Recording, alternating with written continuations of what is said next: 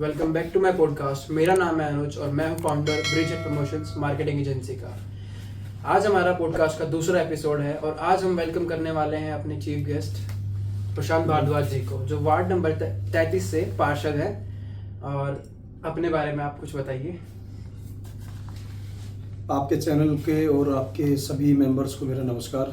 मैं प्रशांत भारद्वाज, लक्ष्मण विहार, ward number 33, और मेरे वार्ड के अंदर जो एरिया आता है वो लक्ष्मण विहार और सेक्टर 4 एरिया आता है, जिसके अंदर लगभग 31,000 वोट के करीब है और बहुत सुंदर एक एरिया है।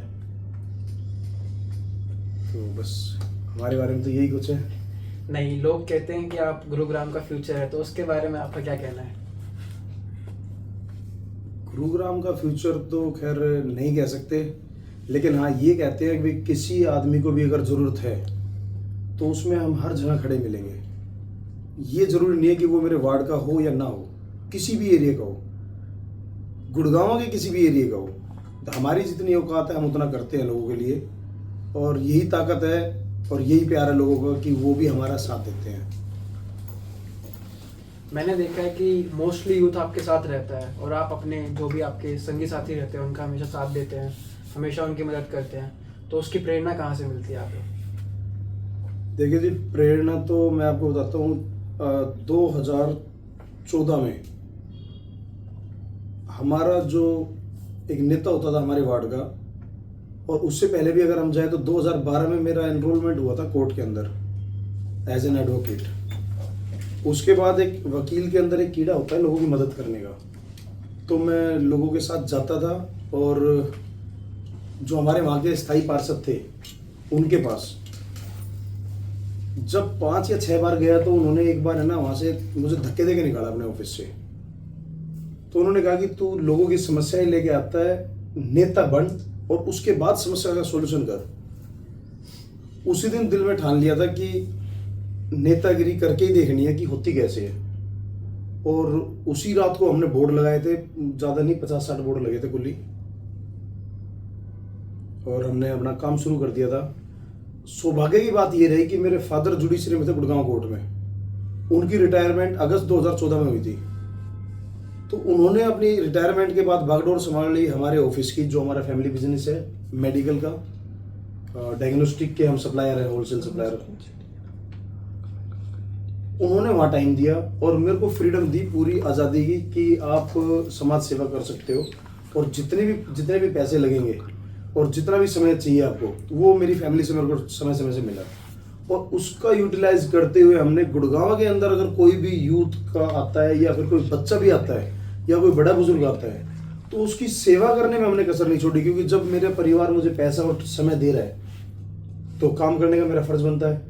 और काम करने में आसानी इसलिए हुई क्योंकि मैं एक एडवोकेट था, और एडवोकेट के लिए कोई भी काम असंभव नहीं होता। और ये यकीन मानिए कि अगर आप किसी को कुछ दोगे, चाहे वो इज्जत हो या उनका काम करने के लिए उनकी मदद करो, तो आपको रिप्लाई में कुछ ना कुछ जरूर मिलेगा, चाहे आशीर्वाद ही क्यों ना मिले। तो हमने लोगों की जरूरत पड़ने पे सेवा की, मदद की, उसका प्यार उन्होंने वो देते रहे अपना। इसलिए बस वो हमारी इज्जत करते हैं, हम उनकी इज्जत करते हैं, ये तो समाज के अंदर चलता रहता ही है। तो शायद इसलिए यूथ आपको ज़्यादा फॉलो भी करता है। हाँ, यूथ देखो, हम उम्र हैं तो जाहिर सी बात है आप अपने लेवल के किसी भी आदमी से किसी भी टाइम समय बात कर सकते हो, लेकिन अगर कोई आपसे ज़्यादा सीनियर आदमी है तो शायद आप उनसे अपने मन की बात नहीं कह पाओगे। हाँ बिल्कुल, ये बात आपने बिल्कुल सही कही। एक एज फैक्टर बहुत होता है। पॉलिटिशियन जो होते हैं आजकल सारे बड़े बड़े होते हैं जनरली, बट और जो नॉर्मल यूथ की प्रॉब्लम होती है वो समझ नहीं पाते हैं। बिल्कुल। और वो शायद आप ज़्यादा बेहतरीन तरीके से समझ पा रहे हैं। और जैसे अभी मेरी एज हुई है 39, तो अगर कोई बड़ा बुजुर्ग है वो भी बात कर सकता है खुल के, और कोई छोटा बच्चा है वो भी बात कर सकता है, और यूथ तो खैर मेरा है ही। माताएं बहनें हैं, अगर कोई बहन जी आती है 18 साल की, वो भी हमारे लिए बहन जी है, क्योंकि हमारे उनकी एज में ज़्यादा डिफरेंस नहीं है। अगर कोई बहन जी आती है 55 साल की, 60 साल की, वो भी हमारे लिए बहन जी है। तो कई बार ऐसा होता है वार्ड के अंदर कि मुंह से कभी बहन जी भी निकल जाता है और उन्हीं को अगली बार माता जी भी निकल जाता है, लेकिन ये उनका प्यार है और वो भाई बुरा नहीं मानते कभी भी। तो एक एज फैक्टर ऐसा है हमारा, जो ये एज है कि हम एक जो होता है ना यूथ, उसके साथ भी कंफर्ट है, जो ओल्ड एज है उनके साथ भी कंफर्ट है, और बच्चों के साथ भी, तो अच्छा लगता है। अभी जैसे कि आप जिस गांव से बिलोंग करते हैं, आपने वहां से इलेक्शन क्यों नहीं लड़े? आपने कहीं बाहर निकल के इलेक्शन लड़ने का क्यों सोचा? देखिए जी, हमारा जो मेरा पैतृक गांव है, गांव मोहम्मदड़ी, पोस्ट ऑफिस दौलताबाद, जो आजकल सरकार ने नाम बदल के उसका ब्रह्मपुरी रख दिया है। मेरा जन्म वहीं हुआ था और मैं 2006 तक कंटिन्यू ढाबी गांव में ही हूँ। पढ़ाई भी मेरा सब कुछ वहीं पे हुआ था। उसके बाद जब हम कॉलेज टाइम में थे, उसके बाद मैंने अपना लक्ष्मण विहार में आना शुरू कर दिया था, और 2010 के बाद तो मैं कंटिन्यू लक्ष्मण विहार में ही रहना हूँ, जब से मैं अपना बिजनेस कर रहा हूँ। उससे पहले मैं नौकरी करता था कोटक महिंद्रा में। और जब हमने लक्ष्मण विहार में यहाँ आना शुरू किया, तो जब बाहर समाज के बारे में पता चला था कि समाज होता कैसा है, और जैसे कि आपने कहा गांव के बारे में, हमारे गांव के अंदर आज भी 500 550 वोट है। हमारे गांव की जो पंचायत होती थी वो पहले तो 5 गांवों के साथ मिलकर बनती थी, जो हमारे गांव के चारों तरफ के एरिया आते हैं। उसके बाद जब हमारी याद में है तो हमारा गांव झाजगढ़ के साथ मिलकर पंचायत बनाता था, क्योंकि इतनी छोटी आबादी में पंचायती चुनाव नहीं होते हैं। और आज तो खैर वो चलो, उन्होंने पिछले 2 चुनाव इंडिविजुअल लड़े हैं। अभी गांव से एक राजनीति अलग होती है। गांव में हम ना तो किसी बड़े बुजुर्ग से खुल के बात कर सकते, इसे आप संस्कार कह लीजिए या उनका डर कह लीजिए, क्योंकि जिनके बीच में पले बड़े हैं ना, उनसे हम खुल के बात नहीं कर सकते, और ना वो हमारी बातों को समझ सकते हैं। बिल्कुल। उनसे तो हम हाथ जोड़ के बस रिक्वेस्ट कर सकते हैं। और फिर दूसरा, कभी ये मौका मिला ही नहीं। जब मेरे को समझ आई दुनियादारी की, उस टाइम मैं लक्ष्मण विहार में आ चुका था। और जब ये कहेंगे कि हाँ, वकालत करने के बाद जब यहाँ लोगों की समस्याएं सुनकर उनका समाधान करना शुरू किया, तो जब मैं यहाँ लोगों के साथ अटैच हो गया, तो मैं गाँव में कैसे जाता?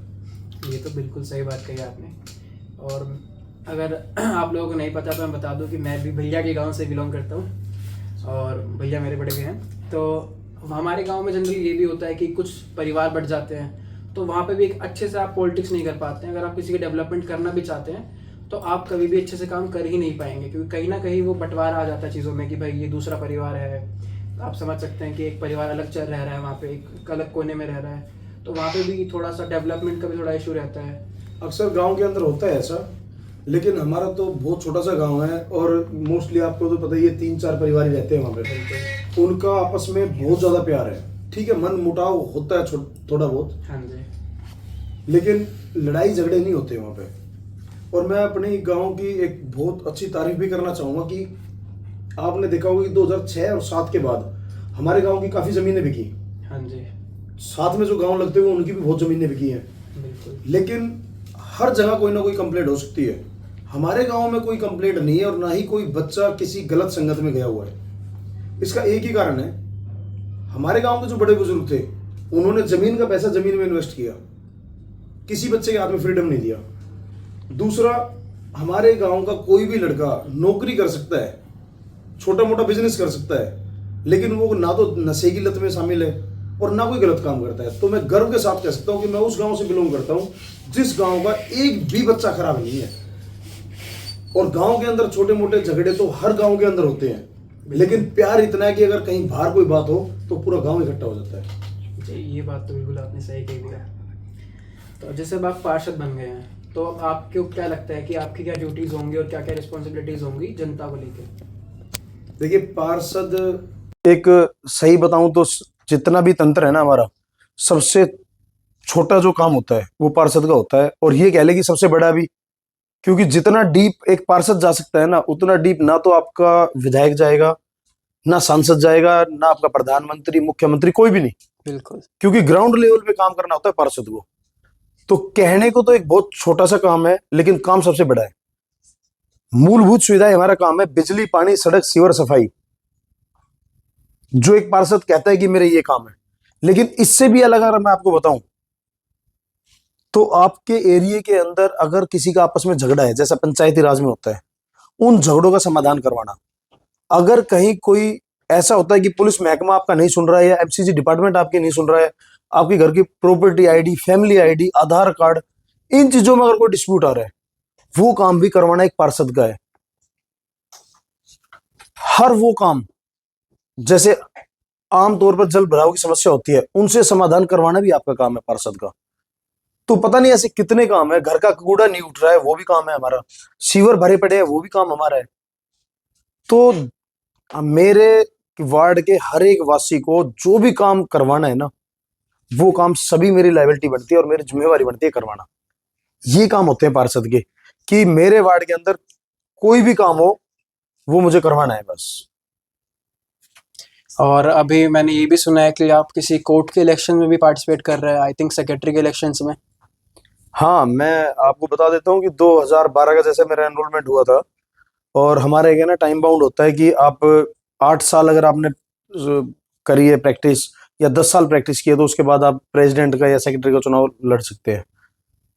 हाँ, मैंने अभी अपना फिलहाल चुनाव प्रचार शुरू किया है वहाँ पे, और आना जाना तो मेरा लगभग 2012 से कंटिन्यू है वहाँ पे।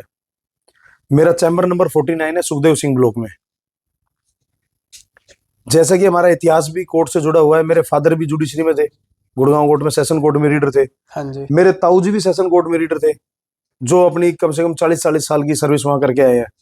हम 9 भाई हैं चाचा ताऊ के, जिसमें से 7 एडवोकेट ही हैं गुड़गांव कोर्ट में। तो एक कोर्ट के साथ तो हमारा जुड़ाव है पहले से। और इन पिछले 11 साल के अंदर जो मैंने अपने वार्ड के अंदर सेवा की है लोगों की, उनके साथ काम किया है, इसमें भी मेरा रोज वास्ता कोर्ट के अंदर और पुलिस थाने के अंदर पड़ता रहा। कोर्ट की पावर मैं आपको बताता हूं कि एक पार्षद की पावर तो बहुत छोटी सी होती है, लेकिन कोर्ट की पावर अगर साथ मिल जाए तो पार्षद विधायक से कम नहीं होता। आपके हाथ में जुडिशरी के काम करवाने भी आ जाते हैं, प्रशासन के काम करवाने भी आ जाते हैं, और पार्षद के तो आप काम करवा ही रहे हो।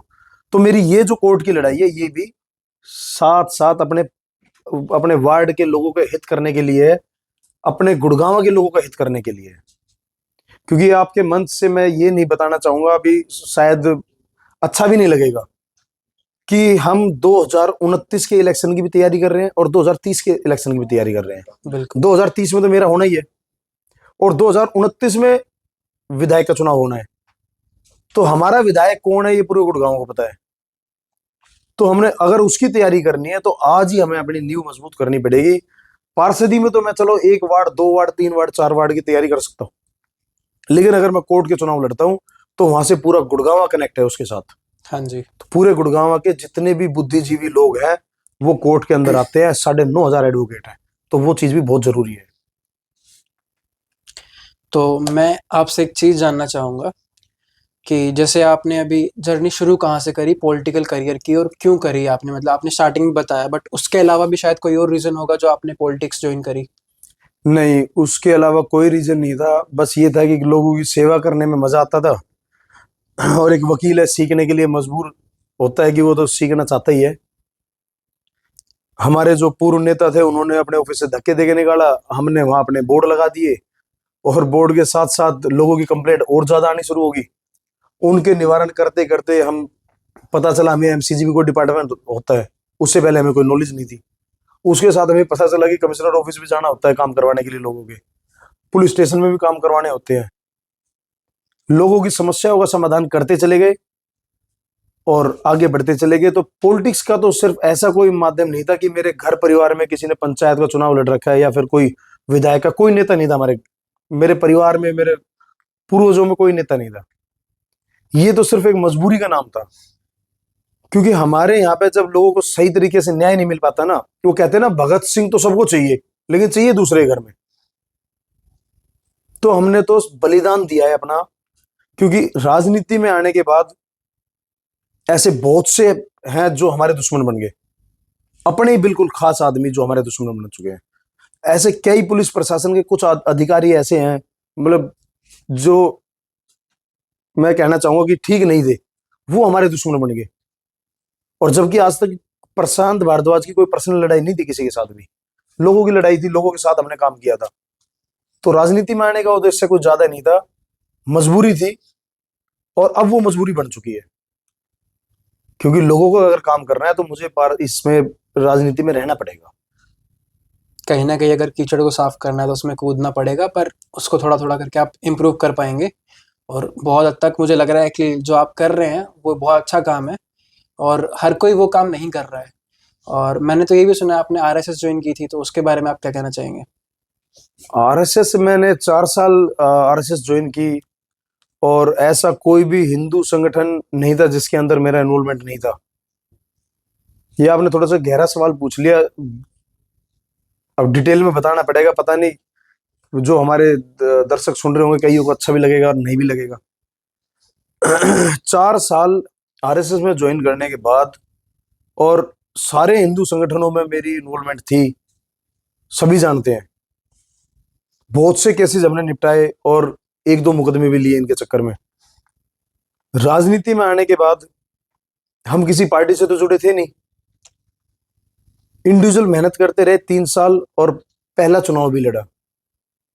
दुख वहां होता है, मैं तो किसी हिंदू संगठन के खिलाफ नहीं था, ना मैं किसी धर्म के खिलाफ था। बिल्कुल। बस इतना था कि मैं किसी पार्टी के साथ नहीं था।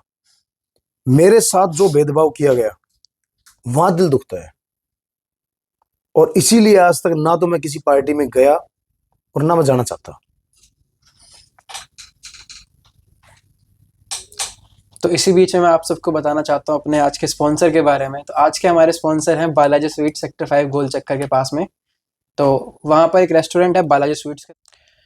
तो हमारा अगला क्वेश्चन ये है आपसे कि आप पिछले 12 साल से आप काम कर रहे हैं पॉलिटिक्स में, तो आपने क्या सीखा और आपका एक्सपीरियंस कैसा रहा? पिछले 12 साल में सीखने को बहुत कुछ मिला। हमने जीरो से शुरुआत की थी और अच्छा लगा। मतलब सीखने को तो सिर्फ यही है कि अगर आप कोई भी काम शिद्दत से करो ना, तो ऐसा कुछ नहीं है कि आपका काम ना हो। 12 साल हमने लगातार मेहनत करी, लोगों के दिलों पे राज किया, लोगों ने उसका एक तरफा रिजल्ट दे दिया। तो ये है कि अगर आप लगन और मेहनत से कोई भी काम करते हो, तो कोई भी काम मुश्किल नहीं है, नामुमकिन नहीं है। तो बहुत अच्छा है। और मैं तो यही कहना चाहूंगा कि हर नेता को, अगर आप 5 साल 10 साल संघर्ष करने के बाद बाई चांस सीट पे आ भी जाते हो, जीत जाते हो, तो अपना मिशन कंप्लीट मत समझो, अगले मिशन की तैयारी शुरू कर दो। उसी दिन से, जैसे आपने अगर मेरी पोस्ट देखी हो एक आधी अभी, तो उसमें हमने मिशन 2030 लिखना शुरू कर दिया। अब किसी ने पूछा कि मिशन 2030 क्यों, चुनाव तो अभी हुआ है। अरे मैं इस क्लास में तो पास हो गया, लेकिन अगला एक जो एग्जाम है उसकी भी तो तैयारी करनी है ना मैं अभी से। तो ये है कि 12 साल नहीं, अब तो पता नहीं 17 और 27 कितने साल होंगे। लोगों के अंदर इतना प्यार भर देंगे, इतना प्यार भर देंगे कि वो हटाना ही नहीं चाहेंगे हमें। मेहनत करेंगे बहुत ज्यादा। हाँ, ये चीज़ खैर आपकी बहुत अच्छी लगी। जैसे अभी आपका लास्ट इलेक्शन था, वो बहुत कंट्रोवर्शियल था कि मतलब लोग कह रहे थे कि आप जीत चुके हैं, बट लेकिन कहीं ना कहीं वो छोटे से मार्जिन से आपको कुछ ना कुछ गड़बड़ करके आपको हराया हुआ डिक्लेयर कर दिया वहाँ पे।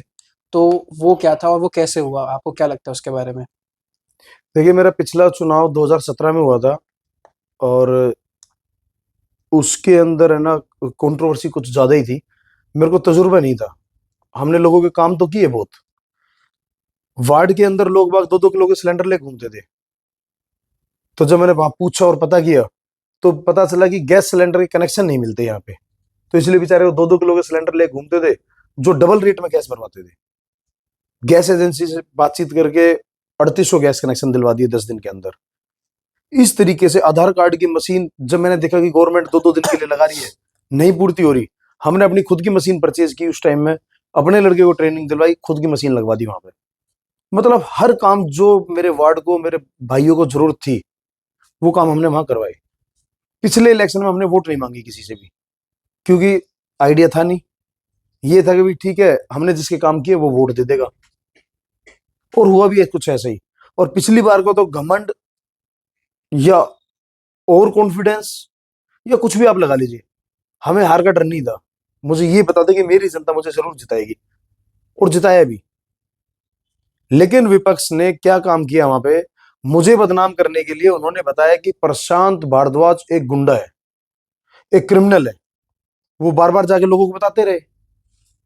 कुछ लोग उनके बातों में आ भी गए, लेकिन मुझे फिर भी विश्वास था कि मेरी जनता जिसका मैंने काम किया है ना, वो मुझे जिताएगी जरूर। उसके बाद उन्होंने 2 दिन पहले, इलेक्शन से पहले, मेरी एक वीडियो वायरल कर दी, जो कॉलेज टाइम की एक वीडियो थी, जिसमें मैं कमिश्नर साहब को गाली दे रहा था। अब मैं आपसे पूछना चाहूंगा, आपकी एज कितनी है? अभी मैं 21 का हूँ। 21 की। इससे पहले आपने अभी कॉलेज कंप्लीट किया है, अभी मैं सेकंड ईयर में हूँ। सेकेंड ईयर में। इससे पहले आपने स्कूल ज्वाइन किया होगा, बिल्कुल। तो 10वीं 12वीं, उससे पहले 5वीं 6ठी, गांव की लाइफ भी होगी आपकी। बिल्कुल। टीचर ने आपको डंडे भी मारे होंगे, कभी डांटा भी बिल्कुल। होगा, आपको मुर्गा भी बनाया होगा। अगर मैं वो क्लिपिंग आपकी 5वीं 6ठी क्लास की या 10वीं 12वीं की, वो क्लिपिंग जिसमें टीचर आपको पीट रही है और फ्रस्ट्रेशन में आप टीचर को गाली दे रहे हो, अगर मैं वो क्लिपिंग आपकी लेके, और जब आप आईएएस आईपीएस बन जाओगे उस टाइम में वो क्लिपिंग में वायरल कर दूं कि देखो जी ये कैसा है, कैसा है नहीं, कैसा था। हमारी कॉलेज की लाइफ अलग होती है, स्कूल की लाइफ अलग होती है, और एक पर्सनल लाइफ अलग होती है, और एक जब पॉलिटिक्स लाइन में हम 2014 के बाद आए वो लाइन अलग होती है। अगर वो मेरी 10 साल पहले की वीडियो, मेरे कॉलेज की वीडियो, और जिसमें मैंने सिर्फ किसी बहन बेटी को इंसाफ दिलवाने के लिए कॉलेज की स्ट्राइक करवाई थी, मैं उस टाइम डीएसडी कॉलेज का प्रेसिडेंट होता था, और इतिहास में पहली बार ऐसा हुआ है कि हमने गुड़गांव के तीनों कॉलेज बंद करवाए हो, सिर्फ एक लड़की को प्रोटेस्ट करने के लिए, उसको बचाने के लिए, उसको न्याय दिलवाने के लिए।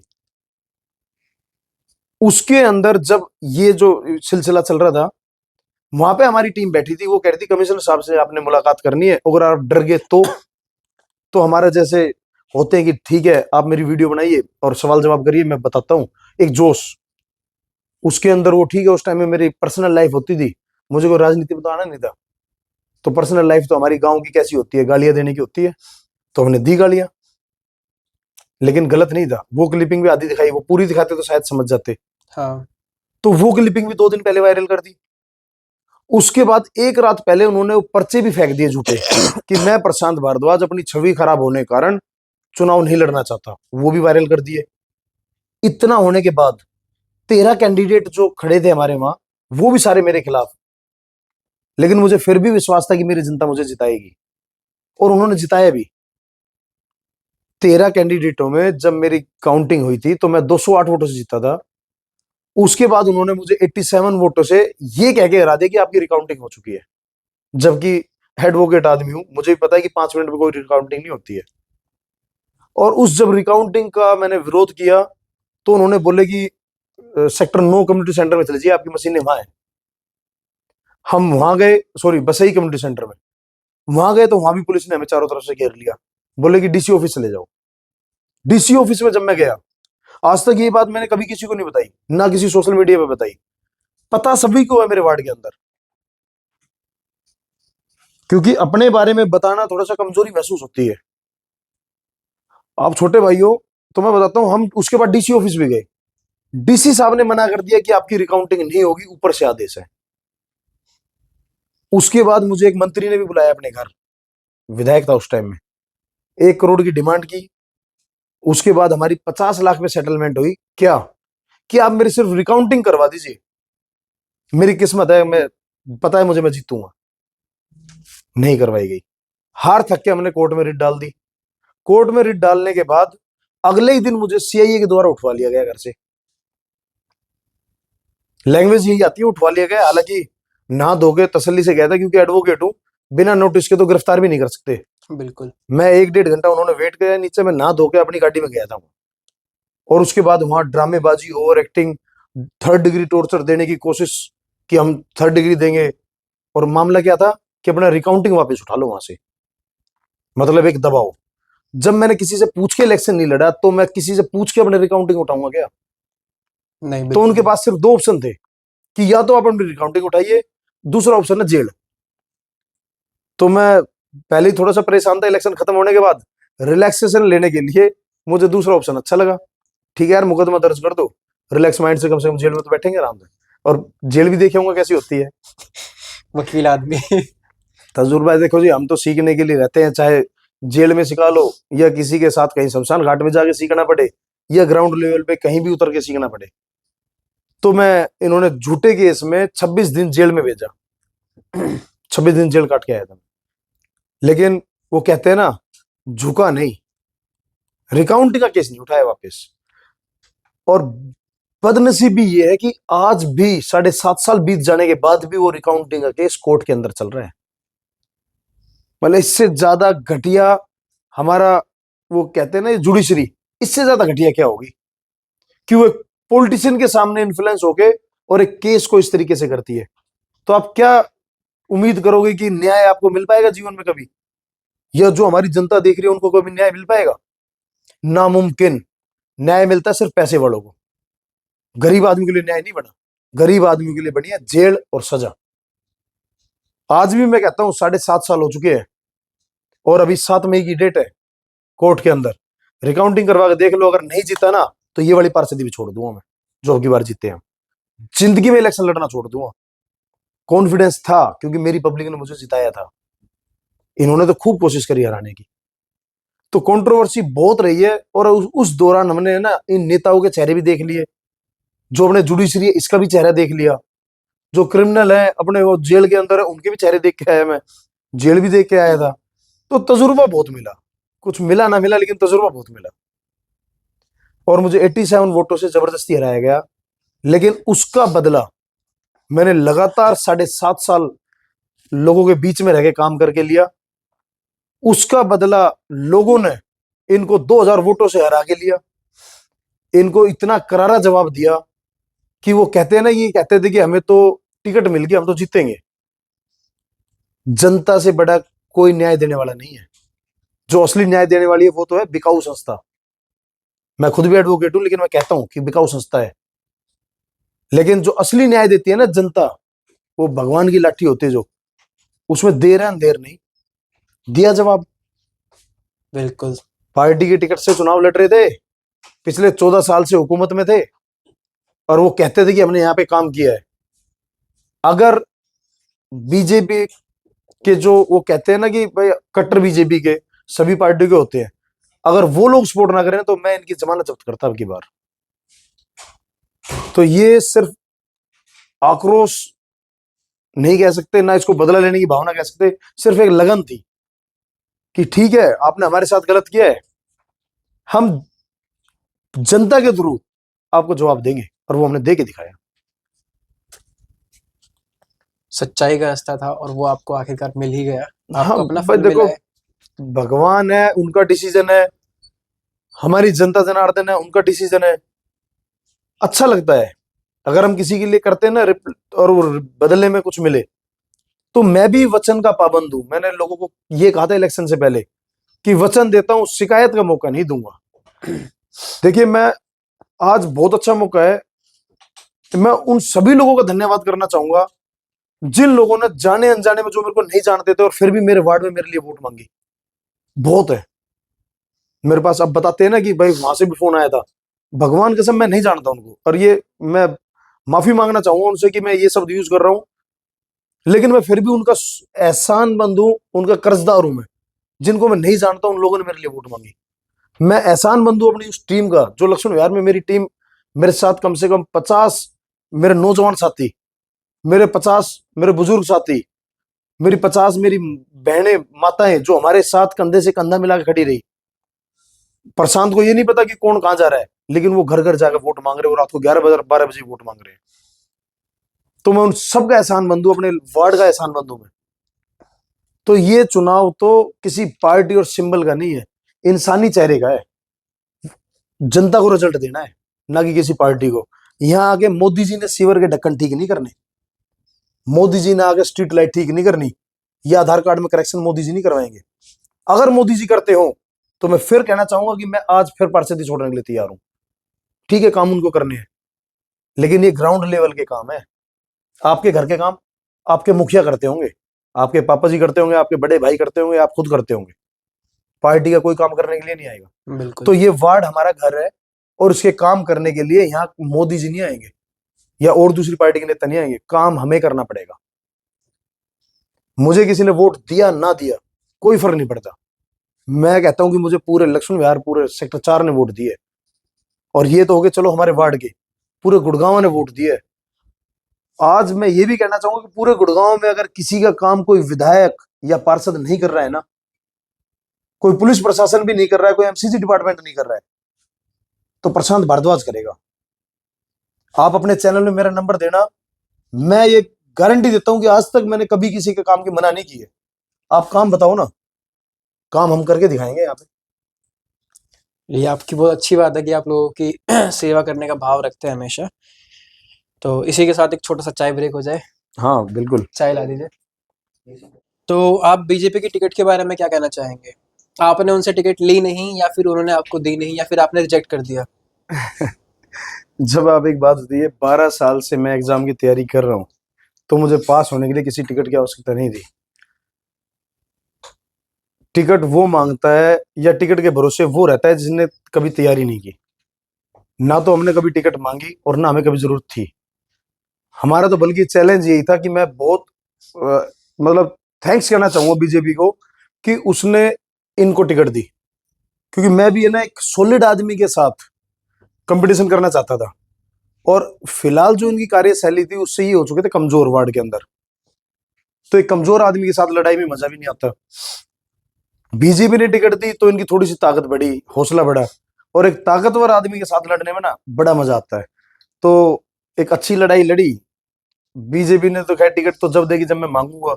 मेरे को टिकट चाहिए भी नहीं थी। उनको टिकट दी, हमने उनको हराया 1700-1800 वोटों से, तो बड़ा मजा आया। तो चलता रहता है इसमें, कोई पार्टी की हार नहीं है, ना किसी इंसान की हार। लेकिन हाँ, एक अहंकार की हार हुई है। जिस आदमी को घमंड था और वार्ड में लोगों के साथ बदसलूकी करता था, लोगों के घरों के मकान, ये जो नए नए मकान बनते थे, इन पे नोटिस भिजवाता था, इनको तुड़वाता था। ये जो बाहर अवैध रेहड़ियां खड़ी होती है, इनसे हफ्ता वसूली करता था। गलिए जो ये हमारे यहाँ पे काम विकास कार्य होते थे, ठेकेदारों से 8-8, 10-10% कमीशन लेता था। मतलब ऐसे बहुत से काम, जो बेचारी महिलाएं आती थी कंप्लेंट करने के लिए, उनसे बदसलूकी करता था। जो स्टैंप लगवाने के लिए आते थे, उनको 3-3, 4-4 दिन, 10-10 दिन तक गुमराह करता था।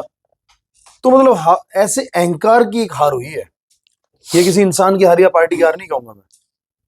आप ग्राउंड लेवल पे, आप तो नौजवान हो अभी, गारंटी देता हूं, आप अभी अगले साल से इलेक्शन की तैयारी शुरू कर दीजिए। 2030 में हमारे इलेक्शन है। कार्यशैली ऐसी रखना कि लोगों से प्यार मोहब्बत, और आपकी डिक्शनरी में ना शब्द नहीं होना चाहिए। कहना नहीं चाहिए हमारे परविंदर भाई का वार्ड है, अगली बार आप उनको भी टक्कर दे दोगे अगर आप तरीके से काम करेंगे तो। लेकिन परविंदर भाई ऑल्सो सॉलिड, वो खुद ही इस प्रवृत्ति के है कि वो लोगों के, पहली बात तो काम मना नहीं करते। बिल्कुल। उतना प्यार और सम्मान उनके अंदर है लोगों के प्रति कि वाकई में मैंने ऐसा आदमी नहीं देखा। वो आने वाले विधायक के रूप में मैं कहूंगा कि वो कहीं ना कहीं से ना, वो विधायक से चुनाव लड़ेंगे। तो आदमी बहुत अच्छे हैं। तो इस वार्ड से तो तैयारी मत करना आप, और किसी वार्ड से और किसी वार्ड से तैयारी कर देना। ना वार्ड नंबर 33 से, ना 35 से। हाँ, ना तो वो वाली बात है, ये वीडियो परविंदर भाई देखेंगे तो कहेंगे यार मेरा ही कंपटीटर खड़ा कर दिया। हाँ कोई बात नहीं, अगली बार आप दोनों पर क्या नाम है, सांसद बने, विधायक बने, फिर हमें छोटे लेवल पे मौका मिलेगा। नहीं नहीं, मैं छोटे भाई आपको एक चीज और बताना चाहूंगा। आज भी हमारा आपके चैनल में सभी देख रहे हैं, अगर कोई नौजवान साथी सच्चे दिल से वार्ड की सेवा करना चाहता है, तो आज से ही मेरे साथ आ जाए और काम करना शुरू करे 5 साल। मेरे अंदर वो लालसा नहीं है कि भी ठीक है, नहीं मुझे तो अगली बार भी जीतना ही है। मैं अगली बार उसका साथ दूंगा। ऑनलाइन बोल रहा हूँ, रिकॉर्ड रहेगा आपके पास, बिल्कुल। और प्रूफ भी भेज देना सबको। अगर कोई सच्चे दिल से काम करना चाहता है ना, लगातार 5 साल, ये नहीं कि कोई लास्ट के 2 महीने में आया, 4 महीने में आया और वो कहता है कि मैं चुनाव लड़ूंगा यहाँ से। मैं कैसे भरोसा करूं उस आदमी के ऊपर कि वो काम करेगा नहीं करेगा। तो लालसा नहीं है, कोई भी आओ चुनाव लड़ो, हम उनका साथ देंगे। आपके पास भी चांस है कोशिश कर लेना। बिल्कुल। अभी तो खैर हमारा समय नहीं है, अभी तो बहुत छोटे हैं, अभी तो शुरुआत की है, लेकिन हाँ, एक दिन आपके पद चिन्हों पे चल के जरूर आगे जाएंगे। बिल्कुल, उस दिन मैं अपने छोटे भाई का सपोर्ट भी करूंगा। बिल्कुल, ये तो आशा आपसे हमेशा रहेगी। जी जी। और एक चीज और, लोग बोलते हैं आपके ऊपर केसेस बहुत सारे हैं और आपकी कुछ कंट्रोवर्शियल वीडियोस बहुत वायरल होती हैं, तो उनके बारे में आप क्या कहना चाहेंगे? देखिए, केसेस के बारे में तो मैं, मुझे क्या, मेरी सारी जनता को पता है। क्योंकि जब दिया जलता है ना, तो उसका जो रोशनी होती है वो छुपती नहीं है। क्रिमिनल मुकदमे, कौन से क्रिमिनल मुकदमे लगे मेरे ऊपर? अपने वार्ड का ठेका बंद करवाया, शायद कोई गलत काम नहीं था। नहीं। उसके लिए मैं 3 दिन जेल में भी रह के आया। मुकदमा चला, 7 साल बाद कोर्ट ने बरी भी कर दिया। उसके बाद एक एक अवैध कब्जा था हमारे वहां पे, उसको हटवाया, उसमें 2 दिन जेल में रह के आया। 5 साल केस चला, उसमें बरी कर दिया मैं उठा के। उसके बाद एक हमारी महिला शक्ति थी, हमारी एक बहन जी, लक्ष्मण विहार की, उनके साथ कोई गुंडागर्दी कर रहे थे, उनको पीटा, 323 का मुकदमा वो दर्ज हो गया मेरे ऊपर। वो भी चलो बेचारा 4 साल में वो भी बरी हो गया। इसके अलावा ये आपका कोविड जब आ रहा था, हमने लोगों के घरों को सैनिटाइज कर दिया, और एक बार नहीं 3-3 बार।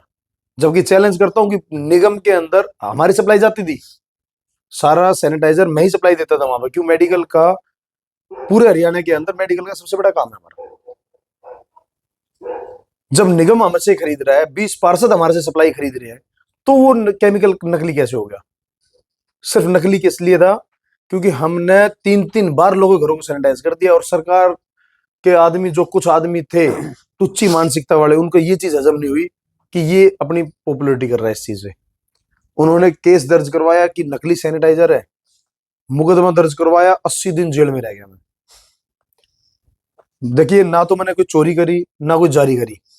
आदमी वो शर्मिंदा होता है जिसने चोरी और जारी कर रखी हो।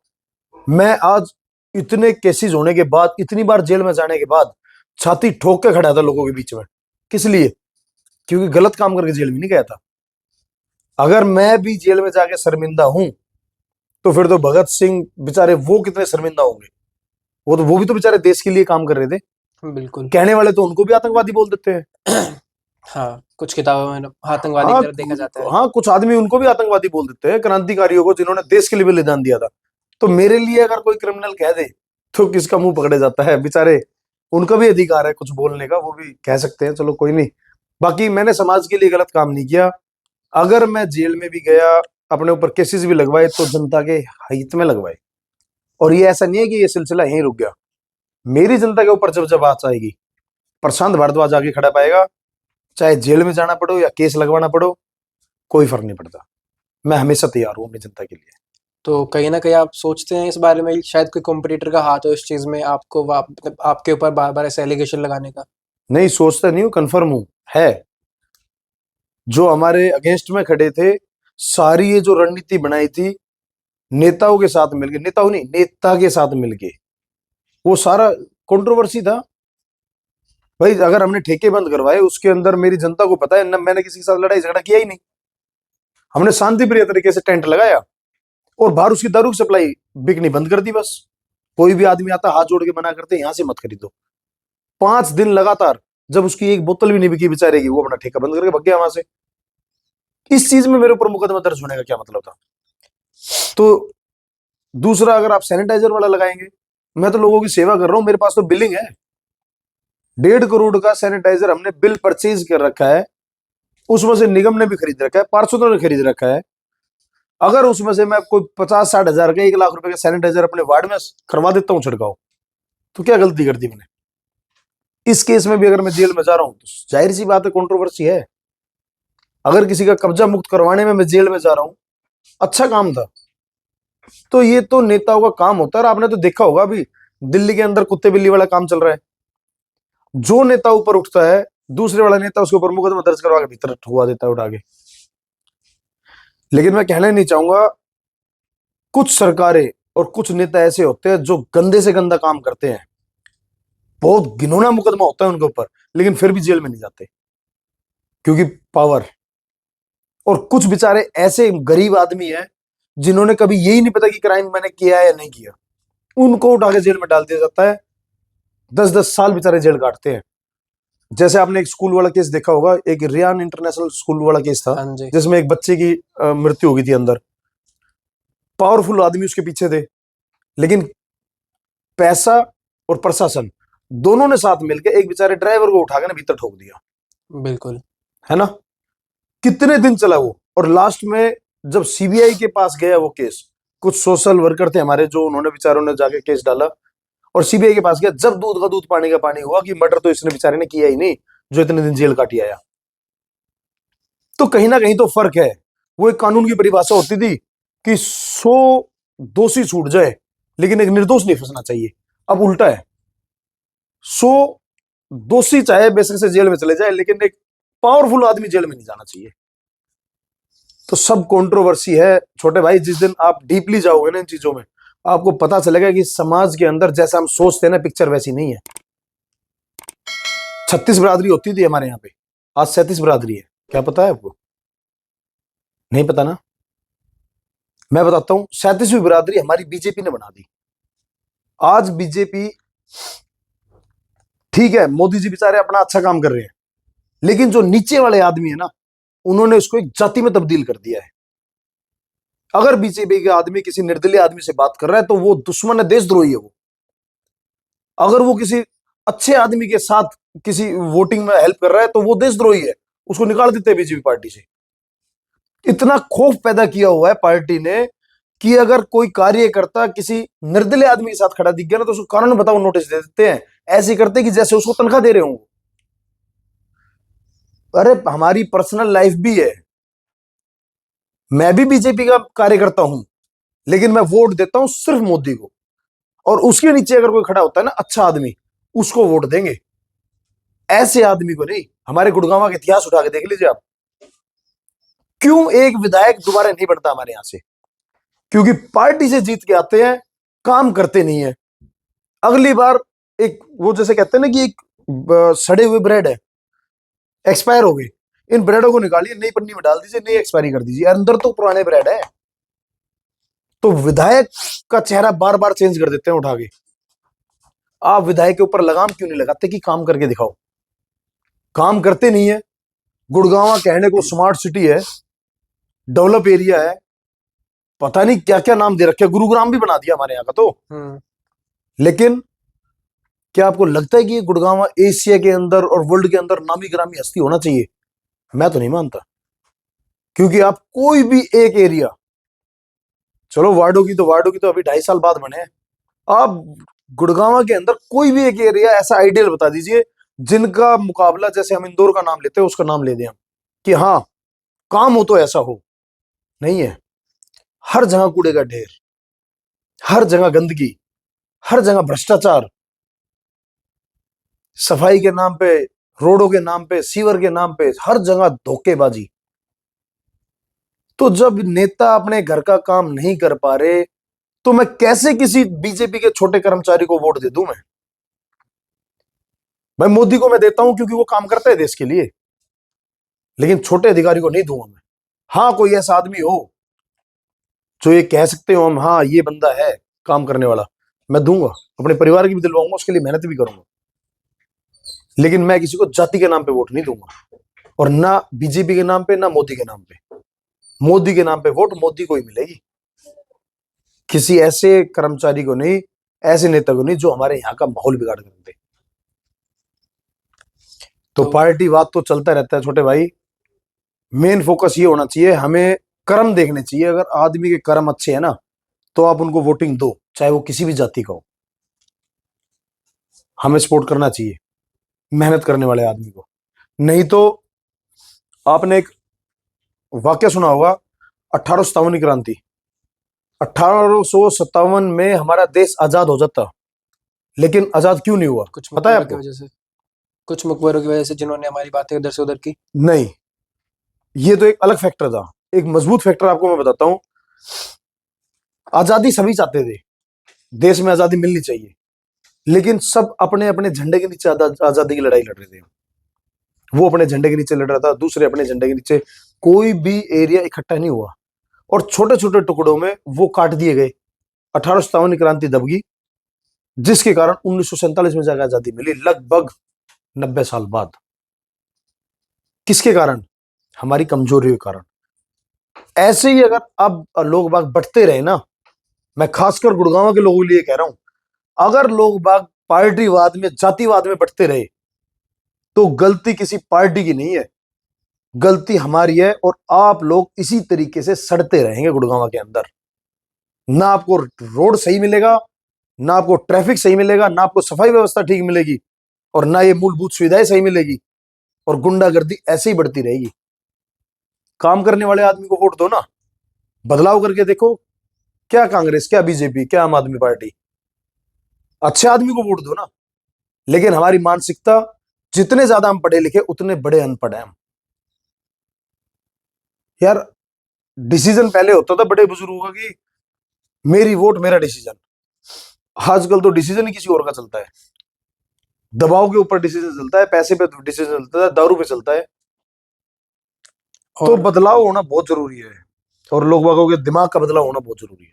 और आजकल के लोगों के खुद के अपने ओपिनियन नहीं होते हैं। जैसे कि अगर मैं एक यूथ की बात करता हूँ, तो अगर मैं उन्हें 10 वीडियो भाजपा के बारे में दिखा दूंगा, तो वो कहीं ना कहीं वो भाजपा की तारीफ करने लगेंगे। और कहीं ना कहीं मैं वो 10 काट के वीडियो दिखा दूंगा, तो वो कहीं ना कहीं कहेंगे भाजपा अच्छी नहीं है, या कोई इंडिविजुअल अच्छा है या वो अच्छा नहीं है। तो सोशल मीडिया भी कहीं ना कहीं आजकल बहुत इंपॉर्टेंट देखिए, रोल प्ले करता है। आज 12 साल बाद मैं आपको बताता हूं, मेरा नाम, मेरा क्या नाम है? प्रशांत भारद्वाज। ठीक है, मेरा नाम क्या है? प्रशांत त्यागी। समझे? मतलब समझे दोनों। मैं गांव में रहता था, ब्राह्मणों में एक कास्ट आती है त्यागी, गोत्र होता है भारद्वाज, शासन होता है घाघसान। गांव में रहता था, वहां आधे लोग भारद्वाज बोलते थे, आधे त्यागी बोलते थे। ठीक है, मेरा सर्कल बोलता था। जब हम यहाँ लक्ष्मण विहार में आए, तो आईडी के हिसाब से यहाँ भारद्वाज बताया गया, यहाँ किसी को त्यागी नाम नहीं पता। जिस आदमी को जैसी पिक्चर दिखाई जाएगी ना, उसके माइंड में वही सेट होती है।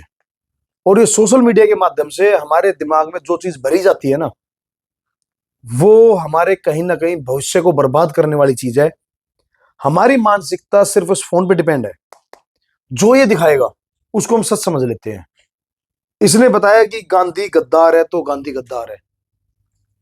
इसने बताया कि जवाहरलाल नेहरू अय्यास था, तो जवाहरलाल नेहरू अय्यास है। इसने बताया भगत सिंह हमारा क्रांतिकारी था, तो भगत सिंह क्रांतिकारी था। जो चीज ज्यादा प्रमोट होगी वो चीज दिखाई जाती है। इसी तरीके से आपकी खुद की सोचने समझने की शक्ति भी होनी चाहिए कि कौन सी वीडियो, एक राहुल गांधी है बेचारा, पप्पू बना दिया सोशल मीडिया ने। बिल्कुल। हमें भी पता है कि उसकी पूरी बाइट काट के छोटी छोटी दिखाई जाती है। हाँ जी। चलो वो करता है थोड़ी बेवकूफी वाली बात, लेकिन दिखाई ज्यादा जाती है। भाई उसको परमानेंट एक अपने भारत का पप्पू घोषित कर दिया गया। किसने? सोशल मीडिया ने। ठीक, बेचारा पढ़ा लिखा है, इतना पागल भी नहीं है वो, हमारे यहाँ की संस्कारों को नहीं जानता।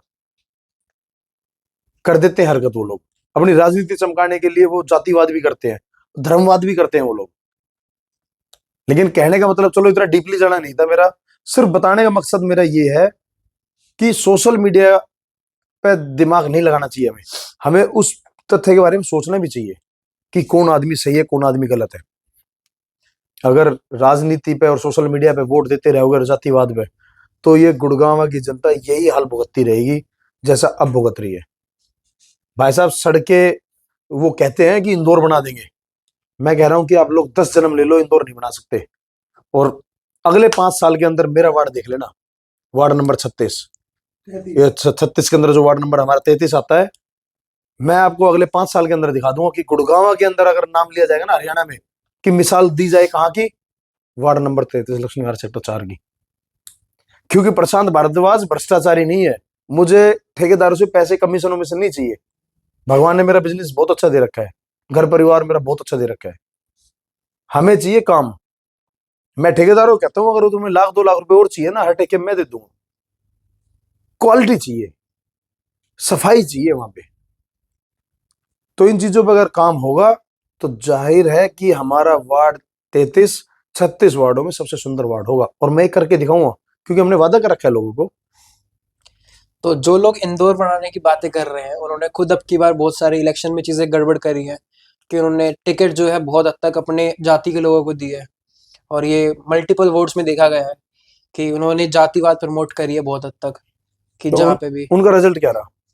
उसका रिजल्ट यही रहा है कि भाजपा ने बहुत हद तक अपनी सीटें गायब कर दी है, अपनी जेब से निकाल दी है। देखिए, मैंने आपको पहले ही बताया था, जातिवाद नहीं होना चाहिए इसमें। बिल्कुल। लेकिन वो है ना कि हम किस किस को समझाएंगे। 36 बिरादरी होती है, और 140 करोड़ इंसान है, सबकी शक्लें अलग अलग है, सबके दिमाग अलग अलग है। बिल्कुल। तो इन नेताओं के बेचारों के दिमाग अलग अलग है। ये लोग एक्सपेरिमेंट करते हैं, सोचते हैं कि अपनी जाति वालों को मजबूत करो तो तुम मजबूत हो जाओगे। ऐसा नहीं होता है। आप एक इंसान को मजबूत करो, आप मजबूत हो जाओगे, अच्छे इंसान को। तो जब तक हम इन राजनीति के बारे में सोचते रहेंगे ना, तो वार्ड का भला नहीं कर सकते, गुड़गांव का भला नहीं कर सकते हम। तो मैं तो आपको, आप छोटे भाई हो, और अपने जितने भी हमारे भाई सुन रहे हैं उनको भी यही कहना चाहूंगा कि अपने वोट का अधिकार सही तरीके से करना सीखो। अगली बार जब प्रशांत भारद्वाज इलेक्शन में खड़ा हो ना, तो ये सोच के वोट मत देना कि भारद्वाज है या पंडित है या ब्राह्मण है। ये देखना कि क्या वो आपके वार्ड में काम करने लायक है या नहीं है, क्या वो आपकी उम्मीदों पे खरा उतरेगा या नहीं उतरेगा, क्या वो भविष्य में आपके बच्चों का या आपका साथ देगा या नहीं देगा। अगर ये क्वालिटी हो तो वोट देना, वरना मत देना। और जब तक ये सोच रहेगी ना हमारे अंदर, तो ही हम काम कर पाएंगे, और होना भी ऐसी चाहिए। और अभी आपको जीतने के बाद कैसा लग रहा है? जैसे अभी आपने जिनको हराया है वो लगातार कुछ टाइम से पावर में थे, कुछ 1-2 टेन्योर से लगातार वो पावर में थे। तो उनको हराने के बाद आपको कैसा लग रहा है? और आपने ऐसा क्या खास करा जो वो अपना जो उन्होंने पिछले 10 साल उन्होंने करा काम, वो दिखा ही नहीं पाए लोगों को? यार ये सवाल आपने एक हंसी आ गई सुन के। मैं आज दिन में ही सुन रहा था, हमारे नए सीएम साहब बने हैं, नायब सिंह सैनी। हाँ जी। जब वो नए नए बने ना, तो उनसे किसी ने पूछा, नोला जी सीएम बने हो कैसा लग रहा है? नोला भाई जी सा आ रहा है। तो आपने सवाल पूछा कैसा लग रहा है, तो मैं भी कहना चाहूंगा जी सा आ रहा है, बहुत अच्छा लग रहा है। और बात अगर हम उनकी करें, तो उन्होंने तो अपने पैरों पे खुद कुल्हाड़ी मारी है भाई।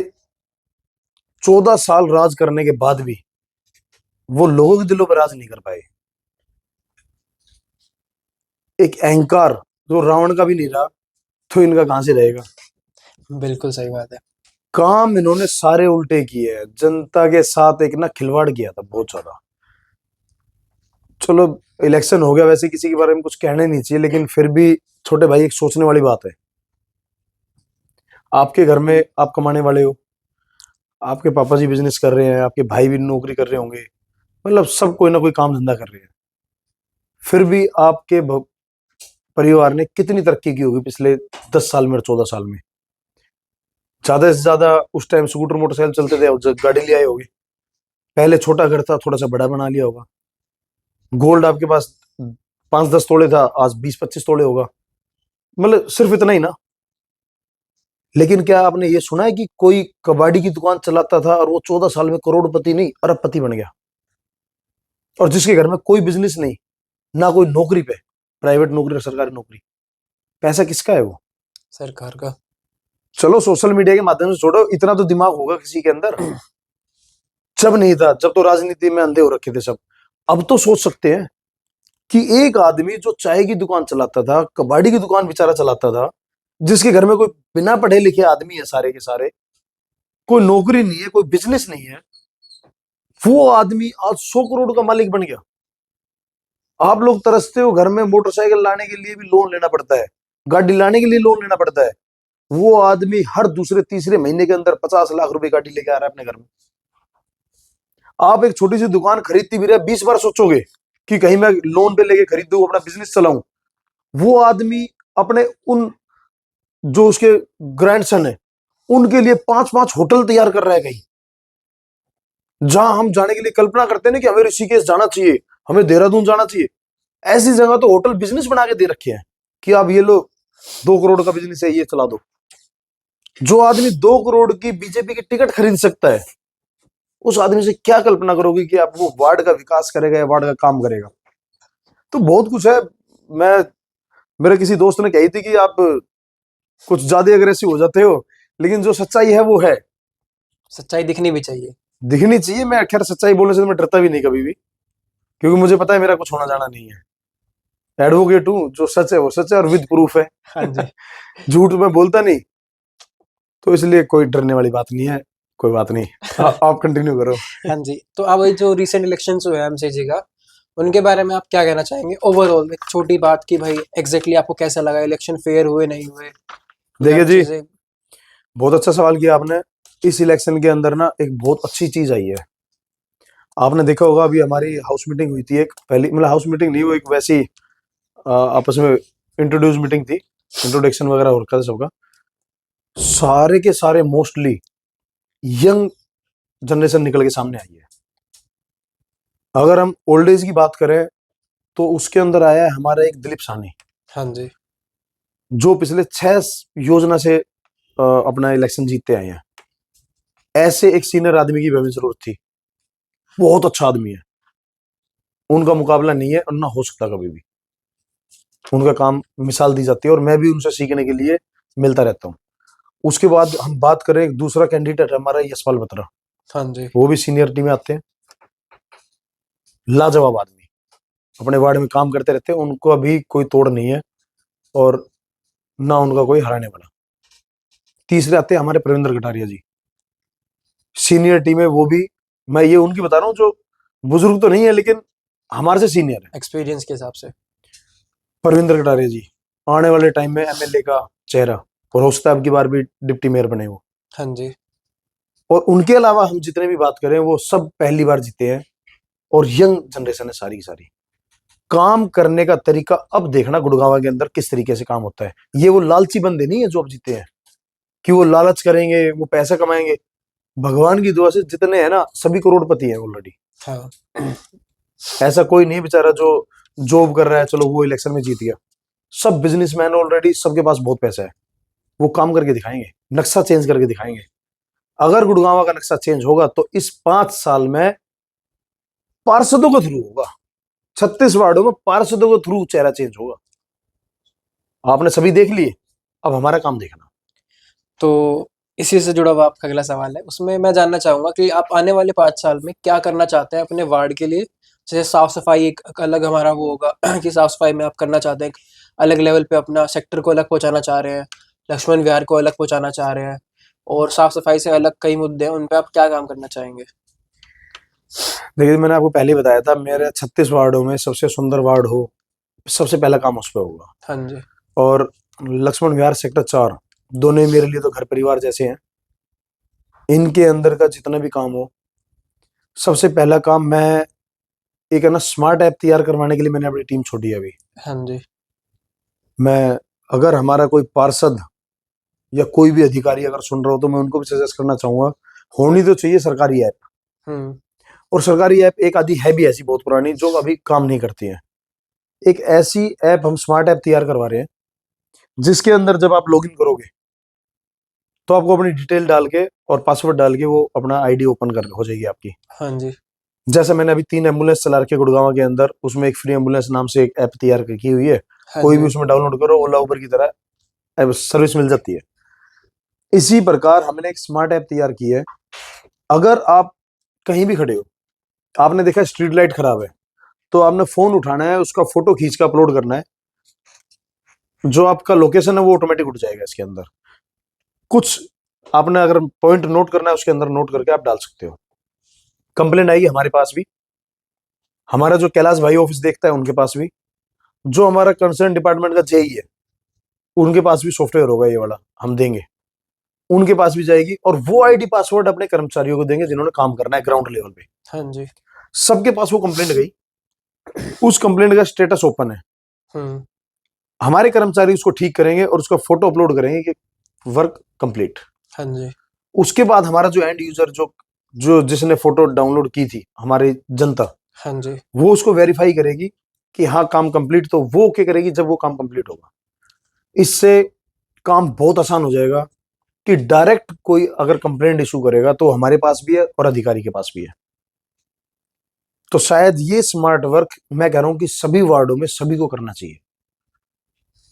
एक ही क्लिक में सभी के पास कंप्लेंट, हमारे पास भी इजी रहेगा कि हमने पिछले 4 दिन के अंदर कितनी कंप्लेंट आई है, एक प्रिंट आउट आएगा, कितने ओपन है कितने क्लोज हो गए हैं, फॉलो भी ले सकते हैं हम फोन के थ्रू।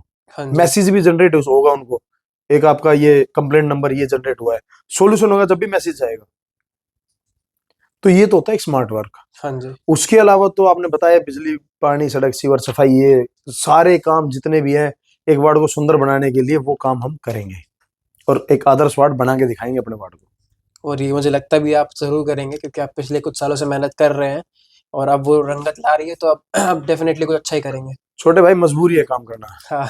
क्योंकि मेरे को आदत पड़ चुकी गलियों में घूमने की। मैं कभी है ना गाड़ी और स्कूटी बहुत कम यूज करता हूँ, अपने वार्ड के अंदर पैदल ही घूमता रहता हूँ मैं। और लोग बाग कंप्लेंट बताए मैं सोल्यूशन करूं, एक आदत पड़ चुकी। हम्म। जैसे पहले ना मैं लोगों के लिए जाता था, कभी थाने में चला गया, कभी कोर्ट में चला गया, उनसे उनका काम करवाने के लिए, अपने वार्ड में घूमने के लिए निकल गया। जिस दिन वार्ड में घूमने के लिए ना जाऊं या थाने में ना जाऊं या कोर्ट में ना जाऊं, उस दिन शाम के टाइम ना कुछ अधूरा अधूरा सा लगता है कि कहीं ना कहीं कुछ मिसिंग है। तो ये काम करवाना है ना, नेचर के अंदर ऐड हो गया है। काम करवाना है तो करवाना है, और जो भाई वचन दे रखा है लोगों को वो तो पूरे तो करने पड़ेंगे ना। बिल्कुल जी। तो उसी पे काम करेंगे और काम करके ही दिखाएंगे। ठीक है, ब्रेक लेते हैं छोटा सा। ठीक है, तो मेरा अगला सवाल आपसे ये है कि आपका लोकल बिजनेस को लेके क्या मानना है? Local business, you want to say about our word हाँ, सेक्टर 4 बिजनेस। की मार्केट है आपकी, अलग-अलग मार्केट्स हैं, वहाँ पे तो क्या ये मैं चल तो रहा है? इसमें यही कहना चाहूंगा कि भाई कहना भी चाहिए और नहीं भी कहना चाहिए, समझ समझ के ऊपर बात है। आजकल है ना, ऑनलाइन जो बिजनेस है उन्होंने हमारा लोकल बिजनेस बिल्कुल खत्म कर दिया। और मेरी तो अपने वार्ड से यही अपील है, कोई गलत ना लेके इसको बस समझने की कोशिश करे। अगर हम अपने जो लोकल दुकानदार हैं उनसे सामान परचेज करें, अपनी जरूरत का सारा सामान, तो उनके भी परिवार है, उनका भी घर परिवार चलता है उनसे, उनका भी बिजनेस चलेगा, उनके भी बच्चे पढ़ते हैं स्कूल में। तो अगर हम ही सपोर्ट नहीं करेंगे अपने लोकल बिजनेस को तो कोई दूसरा क्यों करेगा। और हर किसी के पास इतना पैसा नहीं होता कि वो ऑनलाइन बिजनेस शुरू कर दे अपना। तो एक किसी साहूकार का पेट भरने के बजाय अगर आप अपने वहाँ लोकल बिजनेसमैनों का साथ देंगे, दुकानदारों का साथ देंगे ना, तो शायद उनका भी घर परिवार चलेगा, उनकी भी रोजी रोटी चलेगी, और हमारा वार्ड भी विकसित होगा। तो आगे आप क्या इनिशिएटिव लेना चाहेंगे लोकल बिजनेस को ग्रो करने के लिए? इसमें इनिशिएटिव कुछ नहीं लेना, बस मैं तो यही जो अपील मैंने आपसे की है, अगर लोग बाग उस पर अमल करना शुरू कर दे, तो जैसे अभी सेक्टर 4 की मार्केट है उसकी हालत थोड़ी सी खराब है। अगर हम उसको वहाँ ठीक करेंगे और वहाँ एक ऐसी अपॉर्चुनिटी देंगे कि हाँ लोग बाग वहाँ आए, साफ सफाई हो, जैसे अभी गुंडागर्दी का माहौल है वहाँ पे, लोग बाग स्मोकिंग करते हैं वहाँ पे, कुछ नशे वगैरह भी करते हैं, जैसा मेरे को आज पता चला है RW की मीटिंग में। दारू पी के कुछ लड़के रफ ड्राइविंग भी करते हैं वहाँ पे। इन चीजों को खत्म करके अगर हम एक अच्छा एटमोसफियर तैयार करें अपने वहाँ का, लक्ष्मण विहार की मार्केट का, शनि मंदिर रोड का जो मार्केट है हमारी, तो बिजनेस ग्रो होगा उनका। और उसके लिए तो मेरे लायक जो भी सेवा बन सकती है मैं अपने वार्ड के हर नागरिक के लिए करने के लिए तैयार हूँ। मुझे काम बताया जाए कि इस तरीके से उनका विकास होगा, मैं हर तरीके से उनके साथ हूँ। तो सिर्फ एक यही संदेश है कि सभी एक साथ मिलकर उन लोगों का साथ सहयोग दे, और कुछ खास नहीं। तो आपका ओपिनियन क्या है सेंट्रल और स्टेट गवर्नमेंट के लिए? क्योंकि दोनों गवर्नमेंट हमारे पास हैं उनका अलग-अलग पॉलिसीज़ होती है हर सिटीज़न के लिए, और वो जो पॉलिसीज़ लाते हैं वो सिटीज़न के वेलफेयर के लिए लाते हैं। बट कुछ चीज़ें होती हैं जो वर्क नहीं कर पाती हैं। तो आप उस पे क्या कहना चाहेंगे? देखिए जी, सेंट्रल गवर्नमेंट की तो हमें बात ही नहीं करनी चाहिए, क्योंकि वो तो बेचारी अपना काम कर रही है बहुत अच्छा। हाँ जी। उन्होंने देश मजबूत कर दिया बाहर से, बहुत अच्छी बात है। हाँ जी। हमारा जो स्ट्रक्चर था रोडों का वो सुधार दिया, कनेक्टिविटी कर दी हर स्टेट के साथ, बॉर्डर के साथ में, बहुत अच्छा कर दिया। मतलब उनसे हम सेटिस्फाई है 100%। हाँ जी। अगर हम बात करें स्टेट की, वहां थोड़ा सा डाउट होता है, हाँ जी। क्योंकि स्टेट के अंदर अगर मैं अपने गुड़गांव की बात करूं तो यहाँ से रिवेन्यू जाता है बाहर भी, हम दूसरे स्टेट में भी रिवेन्यू देते हैं, बिल्कुल। है ना, दूसरी डिस्ट्रिक्ट में भी हमारा पैसा लगता है। लेकिन हमारी यहाँ पे काम नहीं हो रहा डिस्ट्रिक्ट के अंदर, तो इसका सारा का सारा श्रेय किसको जाता है? स्टेट गवर्नमेंट को। अगर आप हाईवे देखेंगे, टोल टैक्स जरूर लग रहे हैं लेकिन साफ सुथरे रोड है। जहां हम स्टेट की रोडों के पास आते हैं, जो स्टेट के अंडर में आती है, उनकी अगर हालत देखेंगे तो दयनीय स्थिति है। जहां जहां टोल टैक्स लग रहे होंगे रोड बहुत अच्छे, जहां टोल टैक्स नहीं लग रहे वहां की हालत बहुत बुरी। तो स्टेट गवर्नमेंट को तो मैं यही कहना चाहूंगा कि अगर आप लोगों ने, बेचारे मोदी जी का साथ भी आप कब तक लोगे?